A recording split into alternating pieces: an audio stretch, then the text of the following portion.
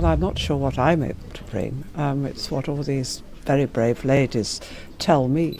The British royal family has long relied on following strict rules to uphold their image.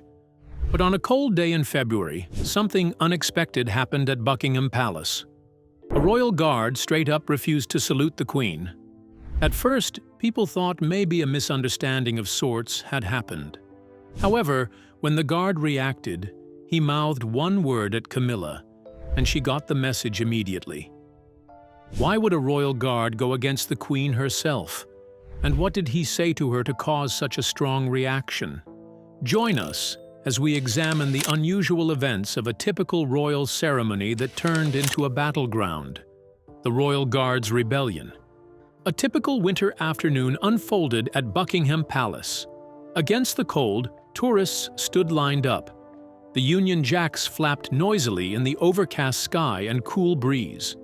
The diplomats were pulled up for another ceremony as the guests stayed behind the barriers.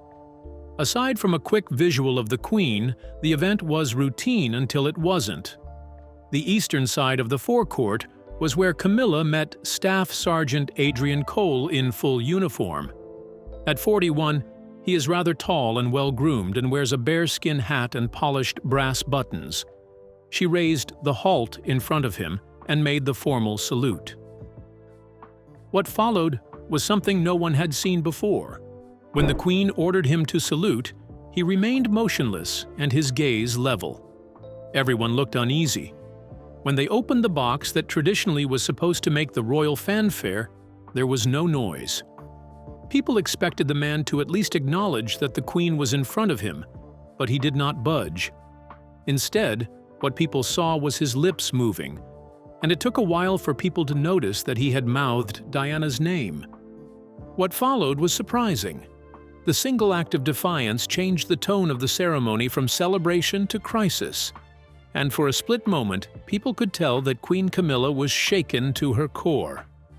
Tourists found themselves watching a moment that would go down in the books of history. Even if the newer generation doesn't understand the amount of influence the name Diana carries, Sergeant Cole's decision was not disrespectful, it was symbolic, and the older generation got the message immediately. The staff sergeant has been trained to be calm under pressure, but this isn't training. His calmness arose from real-world combat, where one small error could lead to his demise. He did checkpoint duty in Afghanistan and articulated that one must not make any sound between two heartbeats. If not, the enemy will get the heads up. Cole stayed put when mortar shells rained down on his position in the Balkans until the last civilian made it safely away. In 1997, Cole was a rookie with the Household Division when he was selected for one of the most covert assignments in royal protection.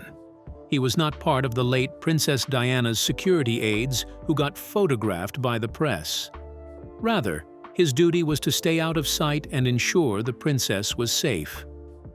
In an anonymous interview that he granted, he mentioned that before Diana went on her trip to Paris, she had mentioned to him that some people were out to silence her or make her disappear, and she was spooked about it.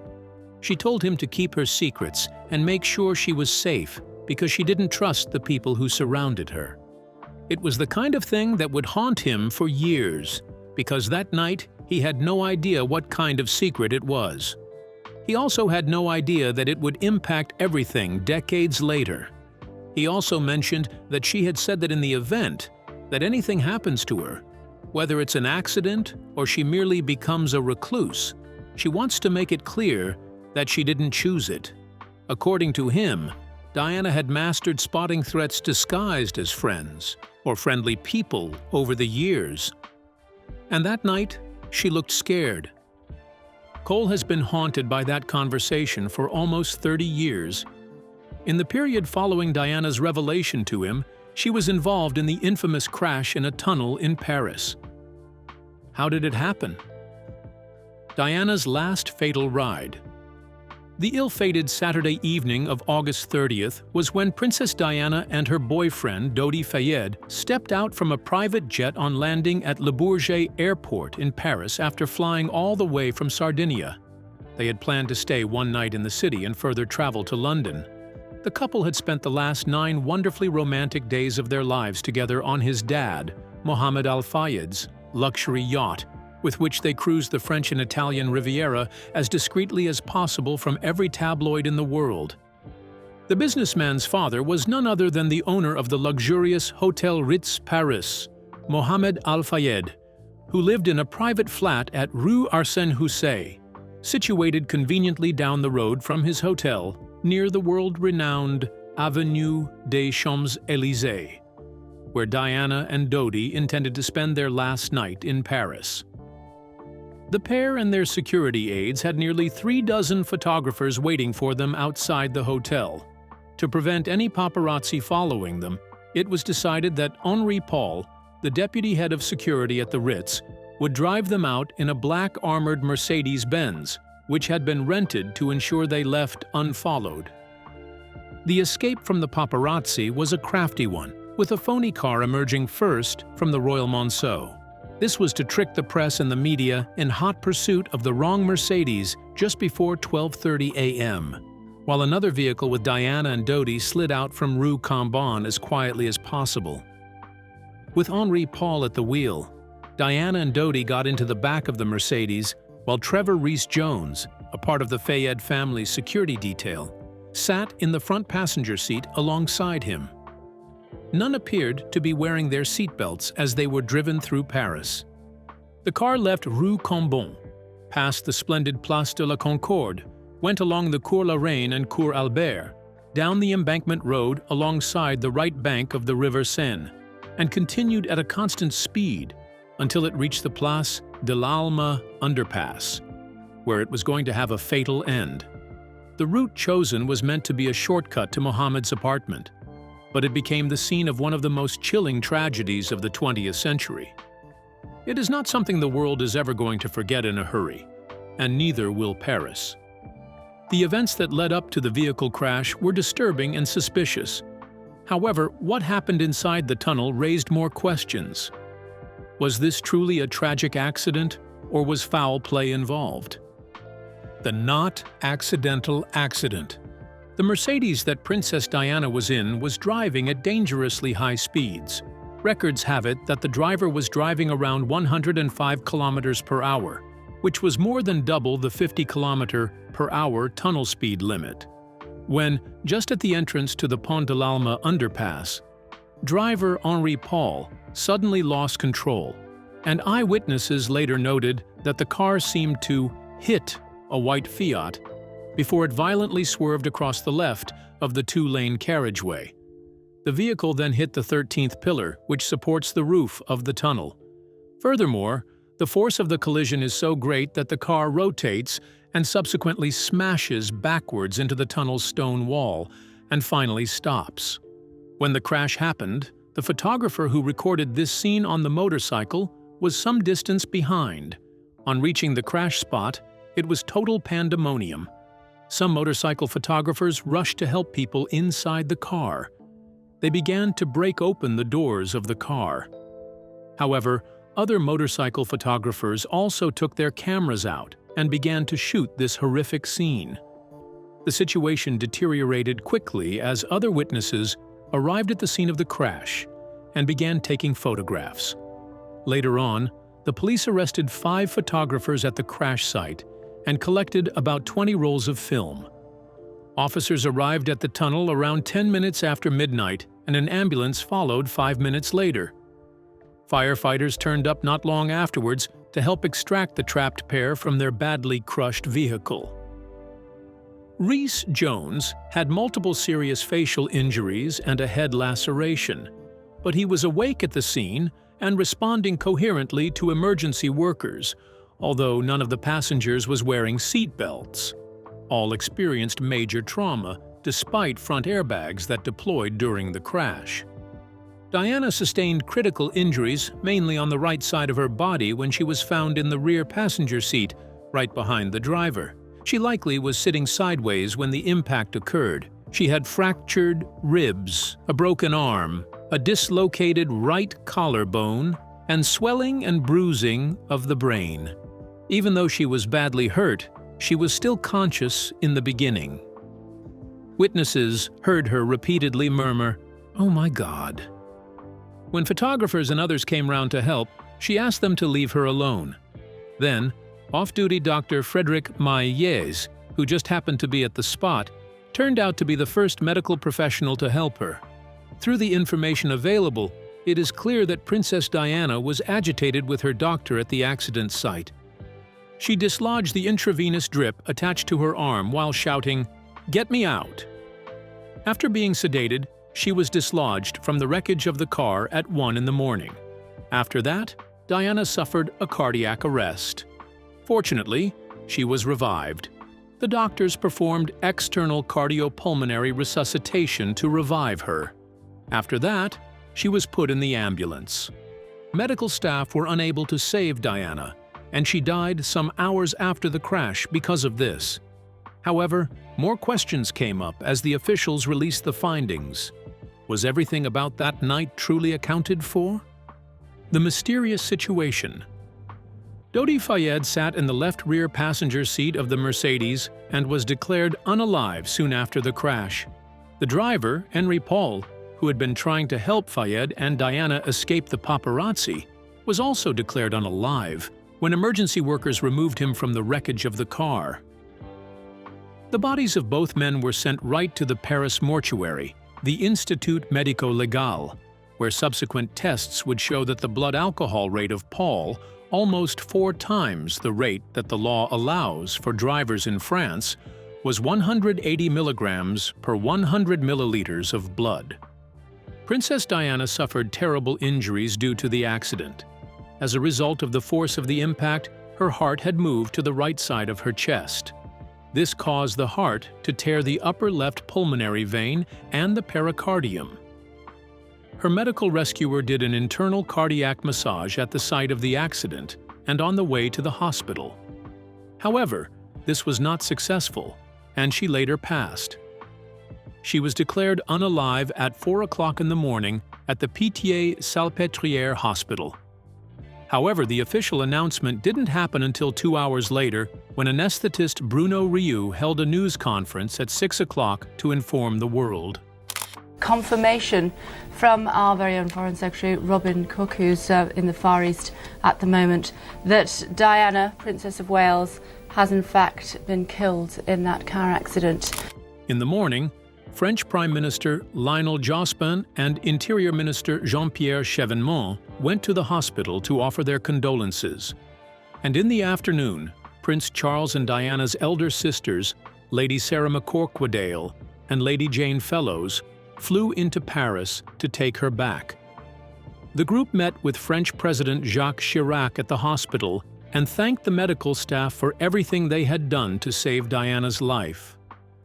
Charles took the body of his former wife back to Britain, where the team from the Queen waited to transfer her coffin. The media reports initially exaggerated the speed at which the Mercedes crashed into the pillar. The reports claimed that it hit it at an unbelievable 190 kilometers per hour, with the speedometer needle jammed there. However, investigators later determined that it was traveling at around 95 to 110 kilometers per hour. This is still double the speed limit of the tunnel, but far less than the former believed. After investigating, the French authorities concluded in 1999 that the Mercedes made contact with a white Fiat Uno in the tunnel. While the driver of the Fiat was never conclusively identified, a man named Levantin was suspected. Authorities questioned him, but ultimately ruled him out as a suspect. Friends and family noted inconsistencies in Levantin's story, which he refused to clarify in later years. After a lengthy 18-month French judicial investigation, it was concluded that the cause of the crash was the intoxicated Henri Paul losing control of the vehicle whilst traveling at high speed. None of the photographers taking pictures of the crash or pursuing Diana at the time were charged with any crime, although Diana's brother Earl Spencer and British Foreign Secretary Robin Cook would later go on to claim that the paparazzi were at fault, making the tragedy doubly tragic. While the original investigation mentioned the accident was due to reckless driving and the intoxicated driver, the circumstances surrounding the late Princess Diana were far more complex than the royal family was letting on. Could the tension within the royal family and the unresolved conflict finally see the light of day? The not-so-innocent family. It is no secret that the late Princess Diana was bullied out of the royal family, and the fact that her husband had a public affair with Camilla made the whole situation worse. In fact, after Princess Diana passed on, her children pleaded with their father not to marry Camilla. According to the author Christopher Anderson, who spoke to US Weekly, the two princes did not want their father to marry her, and they reluctantly agreed to go along with the charade of a happy family if she would not be made queen. The title of queen would have gone to their late mother if the queen consort had not broken up their parents' marriage.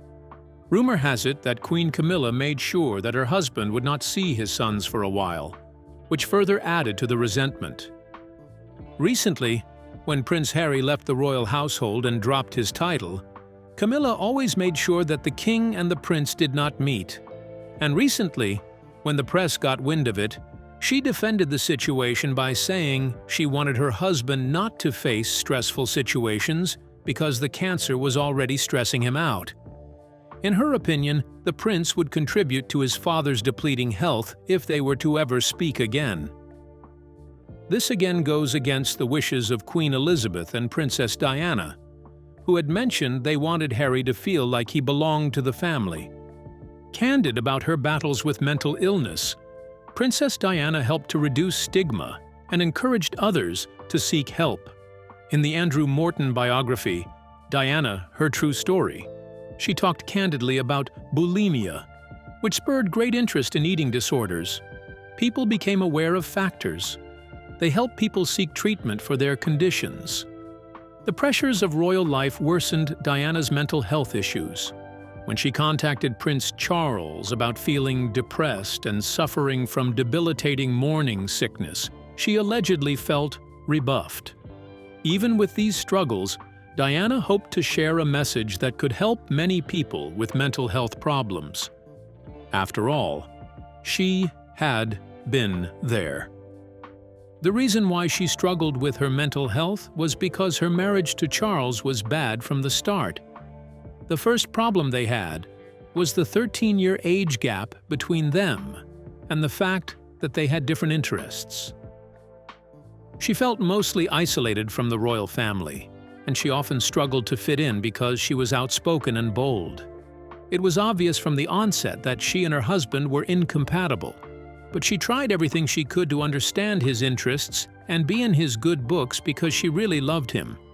Unfortunately, he only married her because she fit the ideal textbook princess that he had to marry to carry on his family's legacy. In other words, he married Diana because of duty. To the outside world, she was a modern-day Cinderella, but the reality she faced was different. There was no love lost between her and Charles, and the root cause of it was his affair with Camilla. She became bulimic, experienced depression, and, at some point, she had no desire to live. It was when she felt she thought she had hit rock bottom that she decided to embrace charity work. This made her capture people's attention, and the public became obsessed with her charm and fashion sense. She became the people's princess and was far more popular than her husband. This made the royal family uncomfortable. She had a lot of influence, and they were not happy. Shortly after this, they made her stay so difficult that she asked for a divorce and moved out. She was stripped of her royal titles and royal aids. It was during this period that she met the royal guard. She also wrote a private letter stating that she was being watched. What exactly did she tell this royal guard? And what did she write in the letter that was later leaked to the public? Diana's private letters. After being stashed away to gather dust for more than a quarter of a century, the 32 deeply personal letters and cards from Diana to her close friends Susie and Tarek Qasim have finally come up at auction. And they are selling for $141,000, 150 pounds. This is quite bizarre and intuitive because the letter shows her paranoia about the royal family and how increasingly lonely and vulnerable she is after her divorce from Charles. When criticized about their decision to auction the letters, her friends mentioned that they wanted to do so to send the proceeds to charities, which they believe the princess would have wanted. In the letters, she painted a disturbing picture of being stalked and watched. She mentioned she didn't want to call them because she believes her phone was tapped. In one letter dated February 1996, she wrote that if she had known what was to come after her divorce, she wouldn't have gone ahead with it. She mentioned the experience was ugly and awful. She mentioned not knowing who to trust anymore because it felt like the family was out to punish her for daring to leave. In another sad letter dated April 1966, she wrote that she was on her knees and praying for the divorce to be over because she feared her life might be in danger. In her own words, she mentioned that she was spent emotionally, but also channeling like a psychic because the end might be near for her. The auction house mentioned that though many of the letters talked about being under undue pressure, they could not help but notice that she had anxiety and, at some point, needed therapy. Diana's letter suggests that she was convinced that something was being done to her. In the subsequent years, those close to Diana made startling revelations about Diana. This shocking letter takes on an even more chilling significance when fans read Diana's infamous letter about a planned car accident. Diana had told her friends that she would do everything to make sure she was safe. Her feeling of only being able to speak on paper, along with her mention of the tremendous cost of the divorce and the feeling of being constantly under surveillance, draws a picture of a woman who felt danger closing in around her. She felt the need to hire new security guards since her official security had been taken away. It was during this period that she met the royal guard that would later spook Queen Camilla during a royal event. So what exactly went down at the event, and how did Camilla react when he mentioned Diana's name? Camilla's unexpected detour. When Queen Camilla stepped out of the limo, her ensemble looked fit for royalty. In other words, she looked exactly like she was supposed to, dressed in a navy blue coat that most likely cost more than most people's cars. Her hat was at that perfect angle photographers always want, and her hair was perfectly done under it. She had the same smile she gave at 1,000 other royal events and went down the reception line, where she shook the hands of the freezing diplomats that had been outside waiting, after which she exchanged whatever pleasantries the members of the royal family exchanged with diplomats. That was supposed to be the end of it. She should have gone directly inside after the diplomatic meet and greet. That was the plan, except halfway along the walk, she made a sharp left turn and headed to where the guards were standing at attention. To the thousands of tourists who were there, they did not suspect anything was out of place, so nobody paid extra attention to what she was doing. However, what captured everyone's attention was when she stood in front of a particular royal guard and asked him to salute her. It appears as if she had been fed with information before she came to the scene that someone who used to be a loyalist to Diana was on the lineup, and she wanted to test how far the loyalty ran. The crowd caught it immediately. That weird energy that runs at an event when things go off script. At that very moment, hundreds of tourists and photographers around the area realized this was not part of the show. People who were on the verge of putting their phones away picked them back up quickly. So everyone's cameras were rolling because whatever was about to happen was not on the agenda. The way she stared him down, everyone held their breath. Even though people couldn't hear what she was saying, a few of the clips that circulated online were dissected at every angle. Lip readers were quick to access the 30-second video, and from what they decoded, she had told him to salute her as the Queen. However, Cole did not move. His eyes never looked directly at the Queen as they appeared to focus on something in the distance. With a rifle held in his left hand and his right arm tucked at the precise 45-degree angle required of a military guard.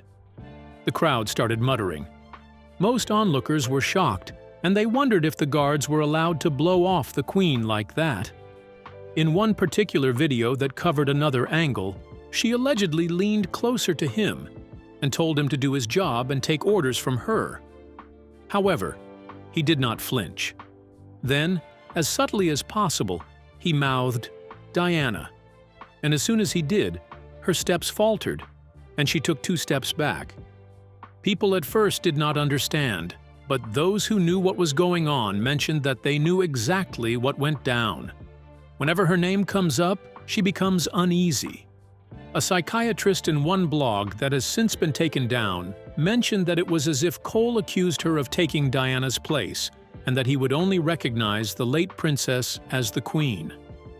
As usual, the internet has been swept clean of most of the videos of the event, and the whereabouts of the private guard are unknown at the moment, but what he did will not be forgotten anytime soon. Although when he spoke to a private journalist, he mentioned that in the final days of Diana, she was really scared and had confided in him that she might disappear or be unalived under mysterious circumstances. At the time, he hadn't taken it seriously because she was always surrounded by private security and was one of the most loved princesses in the world. But that one moment would stay with him for the rest of his life. The truth goes viral. On social media, the hashtag #sign. Remember Diana was already going viral as the crowd started uploading their videos in a frenzy. The incident exploded, and a number of royal correspondents working from London had their ears full. Most of the royal watchers who received first-hand information from the palace staff started making news about the explosive incident that happened at the place, and every situation was dissected by experts who had a lot to say about the Queen. The action of the Royal Guard was studied by historians and debated by anyone who has ever wondered about Diana. Cole didn't merely decline a salute, he pried open wounds that the establishment had spent almost 30 years sealing. In the courtyard, nobody moved for several heartbeats after Camilla vanished through the palace archway. Staff Sergeant Adrian Cole went back to the immaculate ceremonial immobility that he had maintained before she came over. His rifle neatly held in the classic guard mount position, and his eyes still set on whatever invisible faraway point had caught his attention. Security officers began quickly walking towards him with a clear sense of what they had to do. Not arrest Cole, for doing so would only escalate matters further, but deal with him discreetly before it was too late. According to insiders, the officers had received swift commands for discreet extraction and containment. In his peripheral vision, Cole noticed him coming and knew that in about 30 seconds it would all be over. But from his body language, people could tell he believed it was all worth it. 27 years of silence catalyzed by 2 minutes of speaking his truth. According to witnesses who were at the scene, as the guard approached him, people in the crowd noticed what was happening, and a woman in the crowd screamed at him not to touch him if they didn't want a revolution at their doorstep.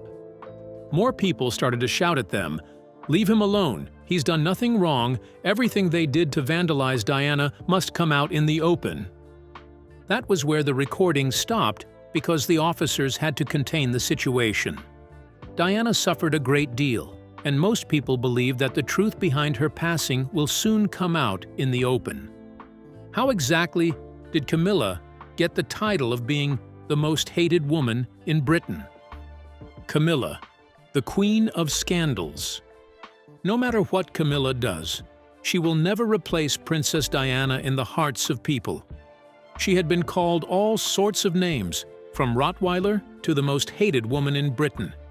People would never stop seeing her as the other woman who worked her way into her royal family and became queen.